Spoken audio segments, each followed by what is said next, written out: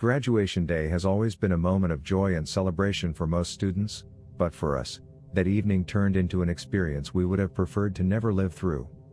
Our school, as a tradition, organized the promotion night, an outdoor event with games, music, and food stands in the courtyard. It was the most anticipated event of the school year, a way to conclude the journey with classmates and enjoy some freedom after studies. However, everything changed suddenly. While we were busy joking and having fun, a deafening sound broke the festive atmosphere. Someone fired a gunshot.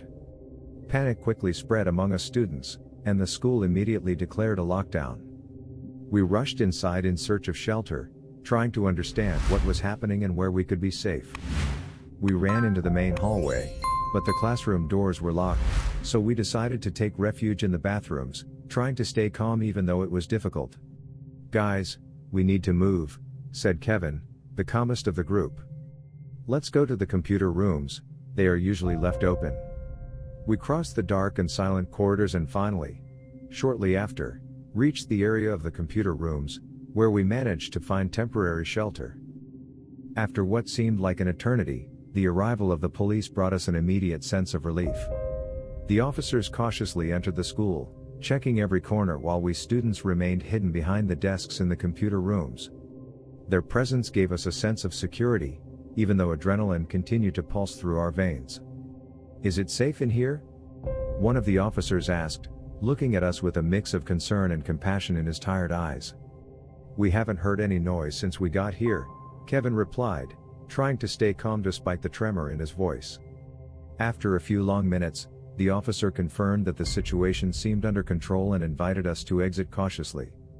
In the courtyard, where the joy of promotion had reigned just a short time before, there was now a controlled chaos of flashing police car lights and officers who had outlined a security perimeter. Outside, we met some of our teachers who reassured us as they led us to our parents, gathered in anxious waiting beyond the police cordon. The graduation day, which was supposed to be a triumph of success and hope for the future, turned into a lesson of fear and resilience. I will never forget it.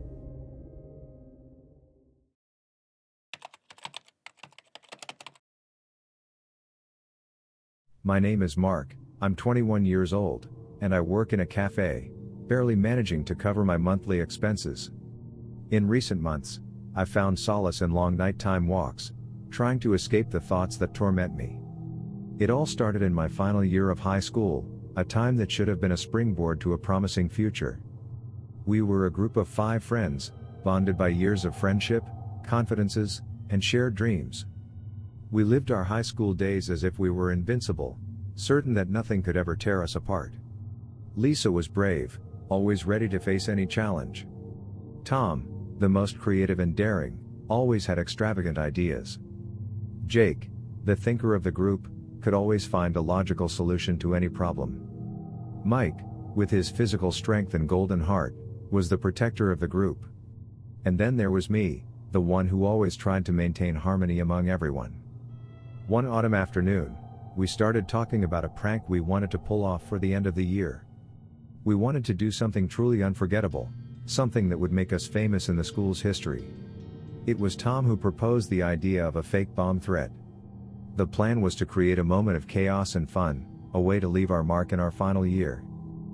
We spent weeks planning every detail. Every evening, we met at Jake's house to discuss the particulars. We decided to place suspicious boxes in various spots around the school, with fake electrical wires and digital timers. It had to look real but be completely harmless. Lisa took care of getting the boxes and the necessary materials, while Tom and Jake worked on the technical details. Mike and I made sure everything was coordinated to perfection. The night before the big day, we secretly gathered in the school gym. The excitement was palpable, but there was a knot of anxiety in my stomach that I couldn't ignore. Lisa, usually so confident, seemed nervous too, but tried to hide it behind a forced smile. We placed the boxes as planned and left the school feeling like geniuses. The next morning, arriving at school, we immediately realized something had gone wrong. The police surrounded the building, and the students were gathered in the courtyard, confused and frightened. The teachers had pale faces as they discussed the bomb threat that had been triggered overnight. We couldn't believe our prank had been taken so seriously. We tried to explain it was just a prank, but the situation was out of control. The school went into lockdown, and we were taken to the police station for questioning. Lisa couldn't stop crying, Tom was shocked, and I felt the weight of responsibility crushing me. Jake tried to stay calm, talking to the officers to explain our intentions, while Mike bit his lips, visibly worried. Investigations revealed that someone had taken advantage of our prank and inserted a real explosive device in one of the boxes. Fortunately, the bomb was defused in time, but the real danger we had faced left a deep scar. Our group fell apart under the weight of guilt and fear. Tom and Jake tried to shift the blame onto others, leading to insurmountable arguments and resentments.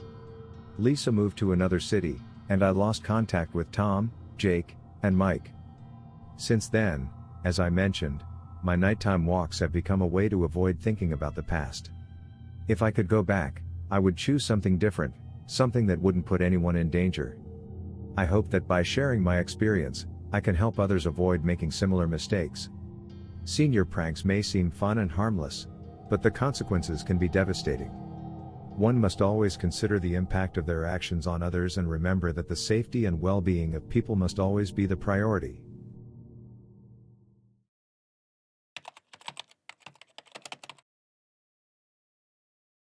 It was 2015. I had been teaching at a local school for about a year. I was excited to start a new school year with a new class. The first few weeks went by quietly as I got used to my new students and their personalities. One morning in late September, I was giving a lesson on the Industrial Revolution.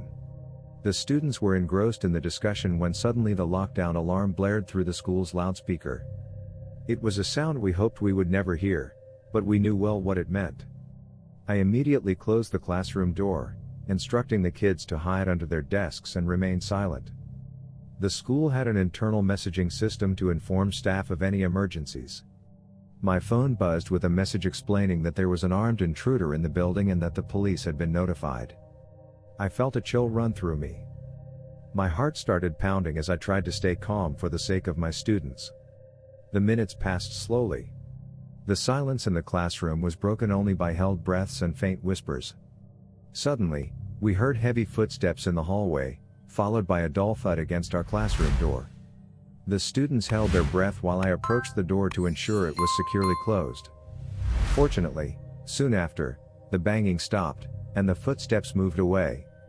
I received another message informing me that the police had arrived and were starting to search the building. The tension was palpable, but knowing that the police were on the scene gave us a glimmer of hope. After what felt like an eternity, the lockdown alarm ceased, and a voice over the loudspeaker announced that the situation was under control and that we could leave our classrooms.